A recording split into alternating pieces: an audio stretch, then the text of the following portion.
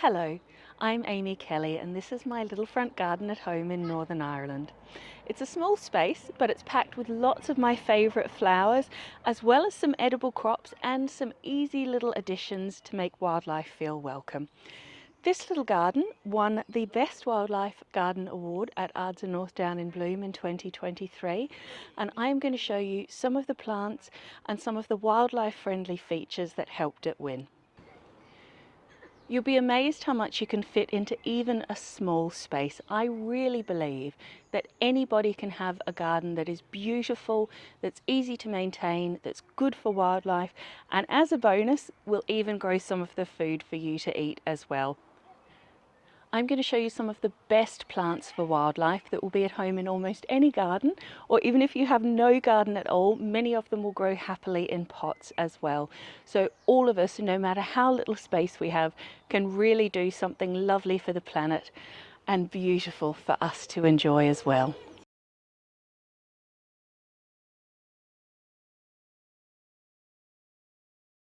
All wildlife needs three things. That's food, water and shelter.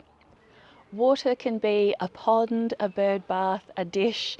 Any non-toxic watertight container will do.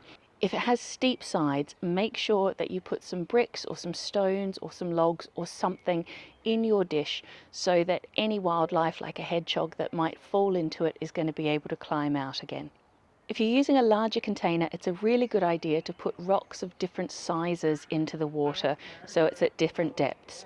This will mean that birds of different sizes can come and bathe in it, and you will give the maximum benefit for the maximum number of animals. If you're making a pond or a mini pond, you're going to want to add some plants to the water. These will take nutrients out of the water to help keep the water nice and clean, and they'll also provide cover and spaces to hide and breed for all the wildlife that you're going to want to attract in. So really good choices for water plants are native water veronica, which has pretty blue flowers, and it's a preferred nesting breeding ground for damselflies and dragonflies.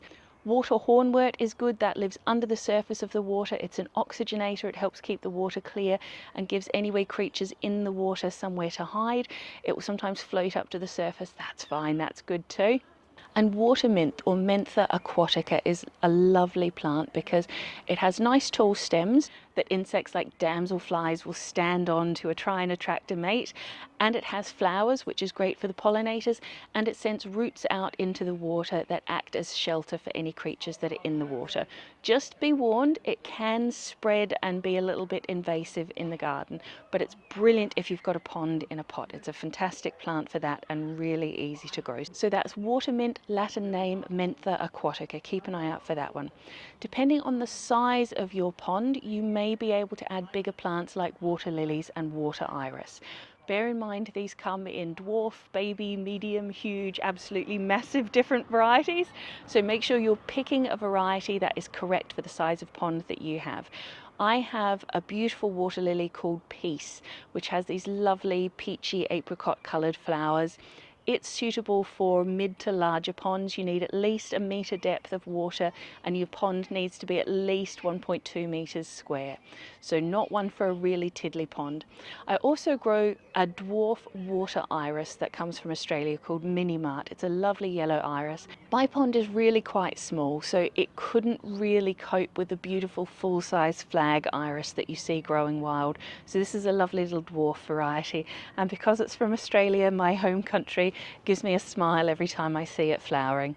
Now, the last thing you need to do when you're setting up your water for wildlife is make sure that there is a landing space for bees and insects. Bees cannot drink honey unless they dilute it with water first, so it's important to have accessible water all year round, not just for the birds but for the bees as well. So you can either have a marginal plant like the water veronica going into the water so they can land on that. You can use a little lump of moss. You can even just have rocks sticking up at different levels. As long as there's a safe place for bees and other insects to land to get a drink, you will be servicing the maximum amount of wildlife with any small amount of water. Shelter for wildlife is very important. You will encourage far more birds to your garden if they have got a safe place to land, especially near a feeder. There are many species of birds that will go and just take a little nut or a seed, and then they want to go and perch on a nearby branch to peck away at it. So having a shrub or a tree or anything that wildlife can perch on and hide in your garden is really going to help encourage more birds into the space. We're really lucky these days that there's a fantastic variety of different types of trees available. So no matter how small your garden is, you can find a tree that is going to fit in the space. If you plant a fruit tree like an apple or a plum or a pear, you will have delicious fruit from it as well as helping wildlife. And there are lots of really good dwarf varieties. If you have just absolutely no garden at all, you can still have a fruit tree. Look for any variety that says patio. Patio fruit trees are designed to live their whole life in a pot. So these will be fine even in a space where there is no garden at all. You can grow them in a pot and keep them lovely and compact with pruning. And you will have shelter from the branches and the leaves. You will have pollen from the flowers for all your lovely pollinators. And then you will have delicious fruit to eat as well. Crawling insects are essential to the wildlife food chain, and you can support them really simply by having a section of the garden that you leave to grow a little bit wild, or if you don't have space for that, a small log pile or an insect hotel will work a treat. Log piles are so simple. Just gather up some untreated timber, keep it in a little mound, and you will see it slowly breaks down as the insects move in and make use of it. If you've got more space, you can actually build a bigger log pile with a hibernaculum. So that's just a little space inside the log pile where hedgehogs and frogs and toads can go and hibernate over the winter. But even if you have a small garden, just a few little pieces of wood tucked away in a corner is going to make a big difference to those insects. You can also consider putting up some bird boxes or some bat boxes. The Bat Conservation Trust has a brilliant website that tells you all about the different sorts of bat boxes and where to put them. My boxes are quite high up on a southeast facing wall, which is just exactly where the bats want them. But have a look at the Bat Conservation Trust website. It will give you all the information that you need. Bird boxes are a great way to help encourage birds to nest in your garden. Different bird species like completely different nest boxes in completely different locations. So it's a really good idea to go to the RSPB website or the BTO website. Both have fantastic guides on what sort of nest box to use and where to put them for the best results. This box in my hedge is for great tits. They're the largest of the tit birds, and they've got a beautiful bright golden breast. Tit is an old English word that just means small. You maybe heard people say titchy. It's nothing to do with bosoms. It just means a small bird, and great tits are the largest of those small bird species. The great tits have beautiful plumage. We haven't had any nesting in this box this year, but if you do have bird boxes, or if there's any chance that birds are nesting in your hedge, remember not to cut it all through the summer. Leave it until you're sure the nesting season's completely over. It does mean your hedge might look slightly scruffy, but you're doing wonders for wildlife, and it saves you a bit of a job as well. So remember not to cut your hedges during the nesting season, and have a look at the RSPB and BTO websites for lots of information about bird boxes and where to put them. A really lovely way to give wildlife a home is just to make sure that your garden is densely planted like mine is. When you have plants this close together, it gives shelter for little birds like wrens and all sorts of other animals to live inside that foliage feeling nice and protected from predators. It also means you have far less weeding to do. I only weed this garden once a year in the winter, and other than that I hardly have any weeds at all. Having the plants so close together means that there just isn't space for any unwanted weeds to grow. It also saves watering, believe it or not, even though I have lots of plants here. When you have dense planting like this, it means you don't have bare patches of soil. If you've got patches of bare ground between your plants, those dry out really quickly in the sun. But if your plants are all planted really close together, that doesn't happen. And in fact, the plants create a little humid microclimate amongst themselves. So dense planting like this, really good for the environment, less work for the gardener, and easier to water in the summer. There's no such thing as a plant that isn't good for wildlife. All plants are going to be of some benefit, but if you want to give the maximum advantage to the maximum number of insects, there's a few things that you can do to help. Firstly, try to have something flowering all year round if you can. Even if it's just a little window box or a hanging basket, honeybees will be flying all year, even in the middle of winter, and they really appreciate having a nectar source. Secondly, try to have a variety of shapes of flowers. A flat flower like a daisy, or a flowering parsley plant, or sweet cicely, achillea, anything with those umbelliferous flowers, the ones that look sort of like an umbrella turned inside out. All of those daisy type or flat top flowers are really good for hoverflies. Hoverflies look sort of like bees, but they don't have the sting, and they're really useful pollinators. Honeybees and bumblebees love nectar, so they'll eat anything that the hoverflies are eating, and they also really love tree echium, hardy geranium phaeum, single-flowered dahlias, sunflowers, thyme, any sort of allium, whether it's chives or whether it's the great big alliums like purple sensation. Anything in the allium family, bees just love.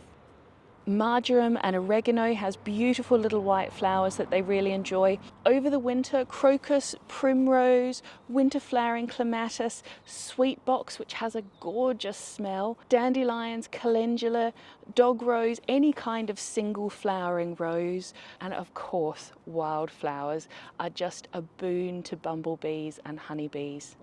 Because bumblebees have a slightly longer proboscis, they can get their tongues into even bigger, deeper flowers than honeybees. So in addition to everything honeybees love, bumblebees also really enjoy antirrhinum, which is sometimes called snapdragon. They love foxgloves. They adore comfrey, whether it's the beautiful pale yellow garden comfrey or the great big tall purple comfrey that you see growing wild. You'll always hear it buzzing with bees. Bumblebees also enjoy any sort of flowering sage, gladioli. They like single peonies especially because they're just laden with pollen. And there's a plant you might not have heard of called honeywort, or Cerinthe major purpurescens.